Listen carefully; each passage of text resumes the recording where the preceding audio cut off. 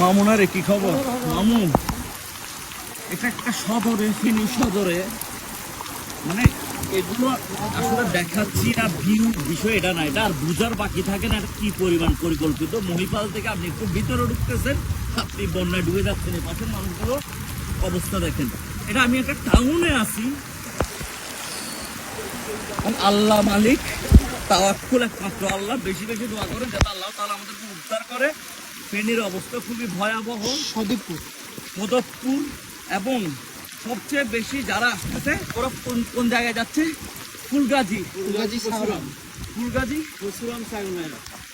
পরশুরাম ছাগলনাইয়া। কিন্তু আশেপাশে আমরা যে হাইওয়ে দিয়ে আসতেছি, আশেপাশের হাইওয়ে ডোবা, বৃষ্টিপাত বাড়তেছে।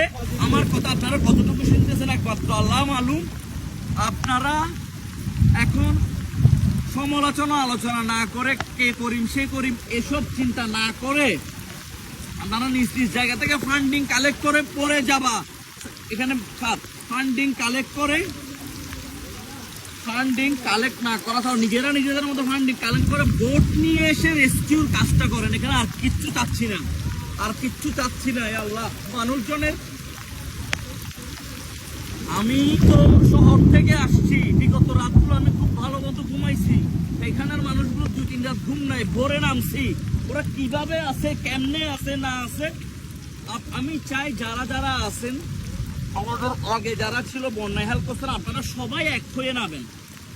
এখানে বিভেদ করিয়েন না, ঝামেলা লাগাইয়েন না, বিকাশ টিকাশ এসব নাম দিয়ে কিচ্ছু করিয়েন না। যেমন আমাদের টিম গঠন করছি আমরা চট্টগ্রাম থেকে, আমাদের মেয়েরা সব মিলাই।